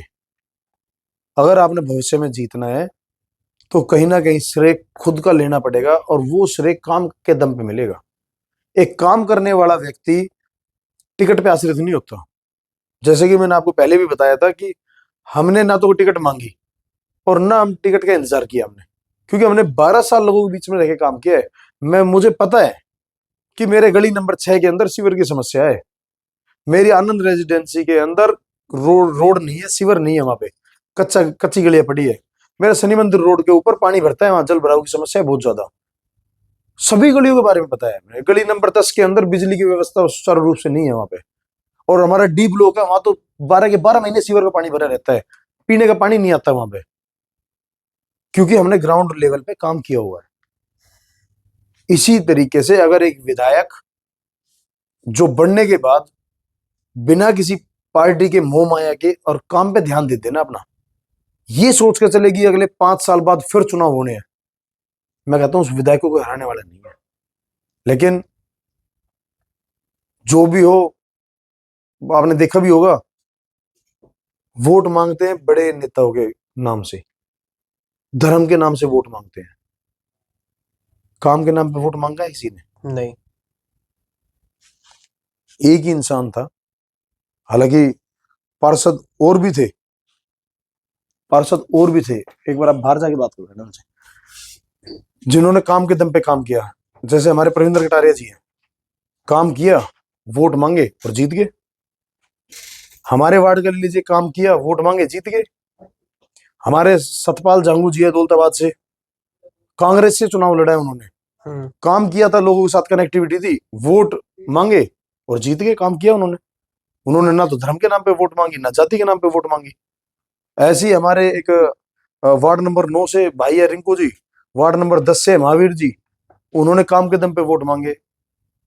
इन लोगों के लिए काम प्रायोरिटी है ना, वो लोग कभी नहीं हारते। हारते कौन है? जो जाति के नाम पे वोट मांगते हैं। वो काट के अंडी एक बार तो चढ़ जाएगी, अगली बार नहीं चढ़ेगी। जो धर्म के नाम पे वोट मांगते हैं, जो लोगों को डरा के वोट मांगते हैं, जो पार्टी के नाम पे वोट मांगते हैं, वो तो एक ही बार बनेगा भाई, दूसरी बार नहीं बनेगा। दूसरी बार तो उसका चेहरा चेंज कर दिया जाता है उठा के। और या फिर अगर हम कहें कि भाई शहरीकरण, कोई शहरी एरिया ऐसा है जिसमें, हाँ, जो शहरी एरिया है उसमें भी ऐसा ही हाल। तो इनको तो मैं स्टेट गवर्नमेंट को तो यही कहना चाहूंगा कि काम पे फोकस करो। आपका नाम खराब हो रखा है अंदर, आप चेहरे कब तक बदलोगे? काम के दम पे वोट मांग के दिखाओ ना, ऐसा काम करके दिखाओ ना कि हम भी मजबूर होए। एक निर्दलीय आदमी जो किसी पार्टी को सपोर्ट नहीं करता, वो भी एक किसी आदमी को सपोर्ट करने की सोचे कि हाँ ये काम करता है। एक चेहरा है हमारे गुड़गांव के अंदर, नवीन गोयल, यार मैं उसको वोट क्यों ना दूं? वो मेरी रिश्तेदारी में नहीं लगता, वो मेरी जाति का भी नहीं है, लेकिन जो इंसानियत जाति उसके अंदर है ना, जो लोगों के साथ जुड़ के रहता है, लोगों के लिए काम करता है। आज भी हारने के बाद भी वो हॉस्पिटल कैनविन फाउंडेशन खुला हुआ है उनका, जहां लोग बागों को 100 रुपए में सुविधाएं मिल रही है। मैं देख के आया 2-3 बार, साले प्राइवेट हॉस्पिटल से भी अच्छी सुविधा दे रहे हैं वो लोग। कितने में? सरकारी रेट में। हारने के बाद भी लोगों के साथ काम कर रहा है। उनके वहां पे आधार कार्ड गवर्नमेंट जो हमारी है उनके अंदर तो बनते हैं 50 दिन में, उनके वहां 200 आधार कार्ड अपडेट होते हैं रोज। Property ID, family ID, voter card, क्या काम नहीं होता वहां पे। तो मैं तो नवीन को नहीं जानता उसकी जाति क्या है कि क्या नहीं है, मुझे ये पता है कि बहुत अच्छा इंसान है। तो हम उसके लिए काम कर रहे हैं ना, मैंने उसका साथ भी दिया और आगे भी देंगे। ये होता है काम, कि आप हारने के बाद भी लोगों के बीच में हो। और अगली बार हम कहते हैं कि उसको टिकट मिले ना मिले, अरे उसकी गलती क्या थी बेचारे की? 5 साल उसने काम किया यहाँ पे ग्राउंड लेवल पे। क्या आप भी 21 साल के हो, आपने देखा आज तक विधायक लेवल पे कोई आदमी इतना काम करता हुआ? कोई बनने के बाद भी देखा हो? नहीं। आपके तो पड़ोस में ही है, हर जगह उसने कैनविन का एक वो सेंटर खोले हुए हैं, हर जगह देते सर। यार 5 साल लगातार काम करना, उसकी गलती बताऊं क्या थी? वो 5 साल एक पार्टी के लिए वोट मांगता रहा। उसने ये गिलास उठा के यहां से यहां रखा, ये जी हमारी पार्टी ने ये कर दिया, ये गिलास उठा के यहां से यहां रख दिया, हमारी पार्टी के नेताओं ने ये कर दिया। उन्हें बेचारे ने अपना नाम ले के ये नवीन गोयल ने यहां से उठा के यहां रख दिया था। तो 5 साल बेचारा वो पार्टी के लिए काम करता रहा। फिर पार्टी ने टिकट पता नहीं किस आधार पे दे दी हमारे दूसरे कैंडिडेट को। तो बेचारा 28 दिन पहले वो लोगों के कहने में इंडिपेंडेंट खड़ा हो गया। 28 दिन के मेहनत में उसको 55-56 हजार वोट मिल गई। 55-56 हजार कम नहीं होती, बहुत बड़ी है। वो कहते हैं ना कि पार्टी 50 हजार से शुरू करेगी, अरे नवीन गोयल तो अगली बार 56 हजार से शुरू करेगा। और अभी तो 5 साल पड़े हैं, वो तो काम पे फिर लग गया वो तो बेचारा। हाँ। वो तो गलियों के अंदर घूमता है, वो तो कहीं भी बुला लो उसको, वहीं खड़ा पाता है वो तो। और आज भी उसकी मानसिकता कैसी है कि नहीं, बीजेपी, मोदी जी बेचारे बहुत अच्छे हैं, बीजेपी बहुत अच्छी है। वो कभी किसी के खिलाफ नहीं बोलता। मैं तो फिर भी बोल देता हूँ कई बार, क्योंकि मेरे अंदर तो दर्द है, मेरे साथ तो गलत हुआ है। मैं इनसे भी कहना चाहूंगा, बीजेपी पार्टी से भी 2017 का चुनाव लड़ा था, मैं कोई मुस्लिम नहीं था कि मेरे साथ इन्होंने ऐसा भेदभाव किया। 208 वोटों से जीतने के बाद भी मेरे को हरा दिया गया, 87 वोटों से। फिर उठा के जब मैंने न्याय की मांग की तो मुझे जेल भेज दिया गया, 3rd डिग्री टॉर्चर करने की कोशिश की गई। अरे एक बार करके तो देख लेते, मैं दिखाता फिर एडवोकेट प्रशांत भारद्वाज चीज क्या है। मैं कोई कमजोर आदमी थोड़ी ना हूं कि उठाओगे तुम चूहा बिल्ली और समझ के डाल दिया और 3rd डिग्री टॉर्चर कर दिया। बाहर तो आऊंगा ना पिंजरे से उसके बाद। बिल्कुल सही बात है। बदला लेना तो मैं भी जानता हूं ना, क्योंकि मैं एक उस टाइप का आदमी नहीं हूं जो अपना अत्याचार सहन करे और घर के अंदर बैठ गया। क्रांतिकारियों ने, अगर अंग्रेजों ने उनके ऊपर विद्रोह किया ना और उनके ऊपर जाति की, तो उन्होंने उनकी हत्या करके उनका बदला लिया था। चलो हमारा राजतंत्र दूसरा है, हम हत्या नहीं कर सकते, लेकिन थप्पड़ तो मार सकते हैं ना कोर्ट के अंदर। उनकी बाहर चलती है, हमारी तो कोर्ट के अंदर चलती है। एडवोकेट हूं बिल्कुल। और अपने ऊपर अन्याय का बदला लेना जानता हूं ना। मैं तो कहता हूं और भी जितने और हैं, फिर करके देख लेना मेरे साथ कभी ऐसा। बदला जरूर लूंगा, कमजोर इंसान नहीं हूं। और गलती नहीं कर रखी, अगर मैंने गलती की हो तो मेरे को कोई आगे थप्पड़ भी मार के जाए ना, मैं सहन कर लूंगा। लेकिन अगर गलती नहीं कर रखी और फिर मेरे साथ कोई जाति करने की कोशिश करे, बदला लूंगा और हर हाल में लूंगा। यही भावना मेरे अंदर है कि मैं अपने वार्ड के लोगों के लिए हमेशा खड़ा रहता हूं, उनके लिए मैं अधिकारियों से लड़ता हूं। मेरी किसी भी पुलिस प्रशासन से या निगम अधिकारी से या फिर कोई भी डिपार्टमेंट सरकारी, मेरी उनसे पर्सनल कोई दुश्मनी नहीं है, ना मैं किसी को जानता और ना मैं उनकी बुराई करता इस मामले में, मेरी पर्सनल नहीं है कोई भी।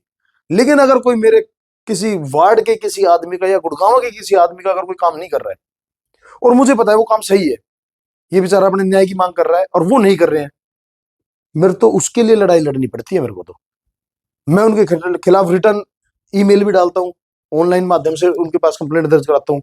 वहां नहीं मानते हैं, ACP office, DCP office, CP office, अपना सीएम विंडो पे, वो भी नहीं है तो फिर चीफ जस्टिस के पास मेल करके मेरे को तो भाई न्याय दिलवाना है। अगर मैं आपके साथ लग गया तो मैं नीचे से लेके ऊपर तक और ऊपर से लेके नीचे तक सारे लूप होल और पावर सारी चीज जानता हूं।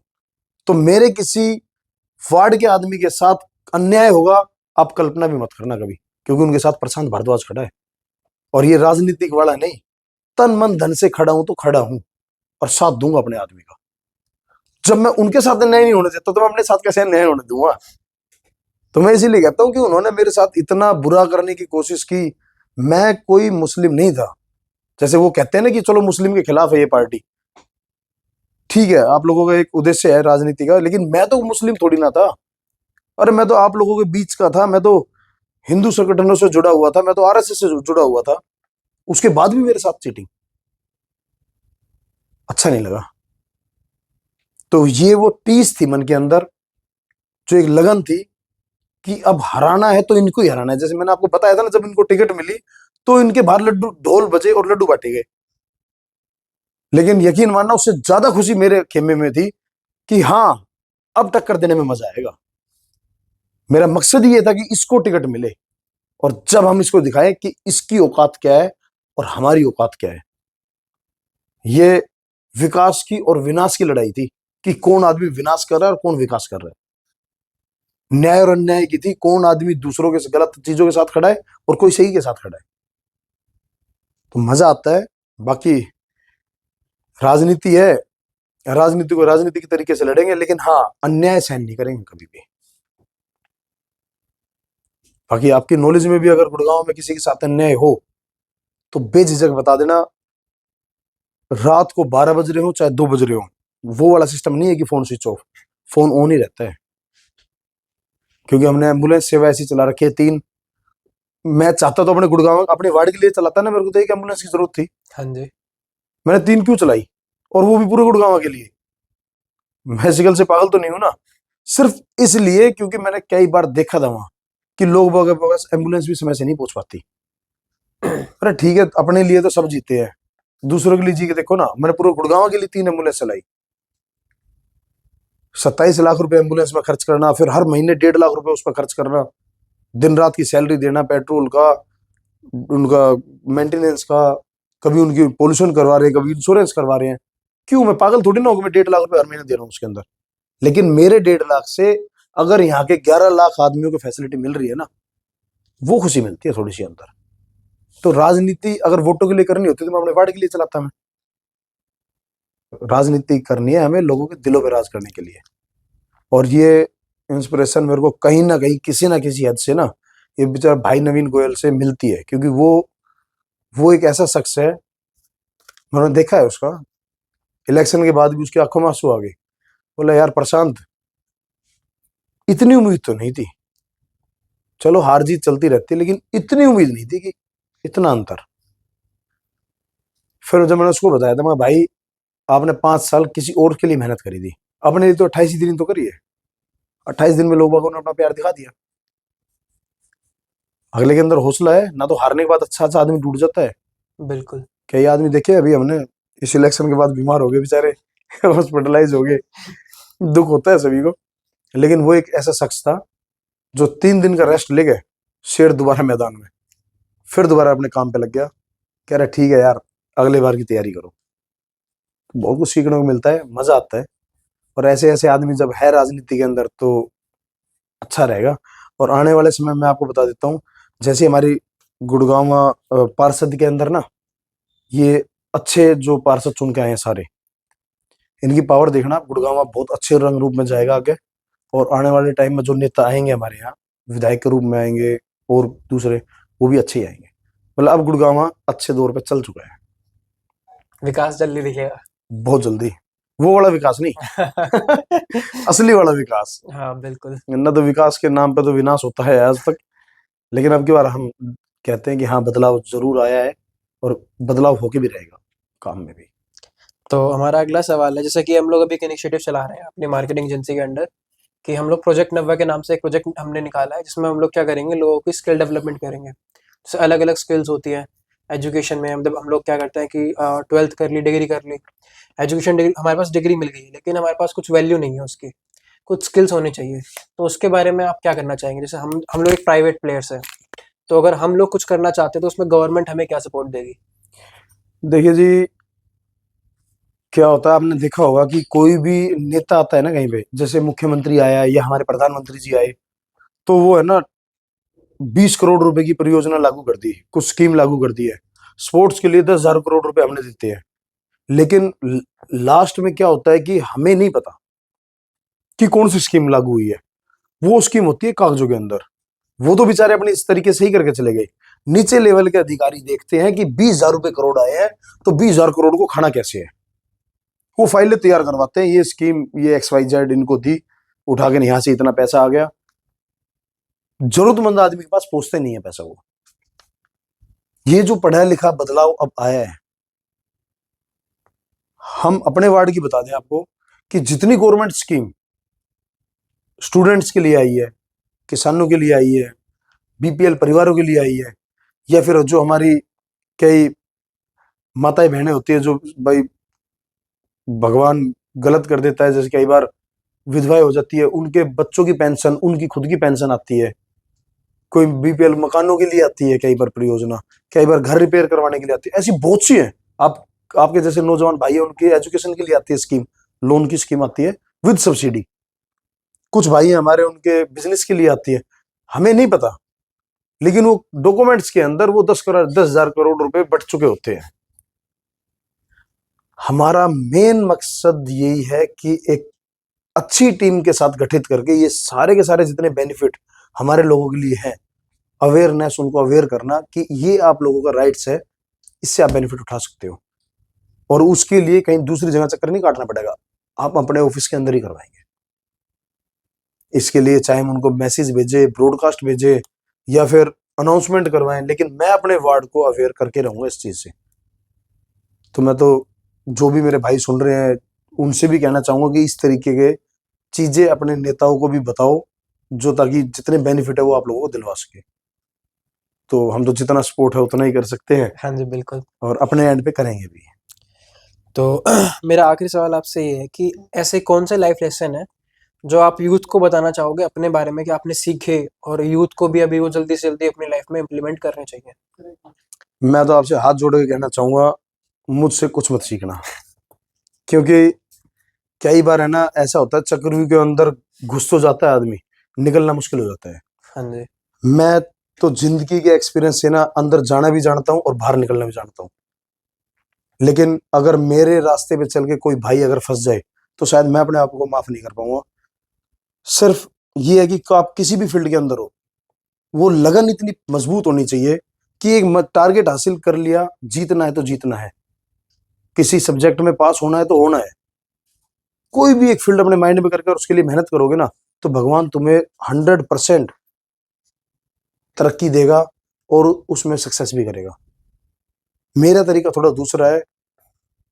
मैं लोगों की मदद करने के लिए इस हद तक गुजर गुजर जाता हूं कि ये नहीं देखता कि बाद में मेरे साथ क्या होगा। लेकिन इतना भी है, आज नवरात्रि का पहला दिन है और हमारी इष्ट देवता वैष्णो देवी माता है। मुझे इतना पता है कि मैं कोई भी काम छेड़ूंगा ना तो वो अपने आप पूरा करवा देगी। मैं कहीं भी फंसूंगा वो अपने आप निकलवा देगी। तो कॉन्फिडेंस है ना आदमी अपने ऊपर रखता है। अगर मेरे कोई क्रांतिकारी भाषण देने से अगर कोई भाई क्रांतिकारी बन जाए और उसके साथ कुछ गलत हो जाए तो फिर सारा ब्लेम मेरे ऊपर आएगा। तो अगर ऐसा कोई किसी भाई को जरूरत भी पड़े ना तो वो मेरे से ही करवा लो कोई ऐसे काम करवाने, लेकिन खुद इंप्लीमेंट मत करना कभी भी। लेकिन सिर्फ हाँ, आपका जो टारगेट है ना उस पर फोकस करो और मेहनत करो, भगवान आपको कामयाबी जरूर देगा।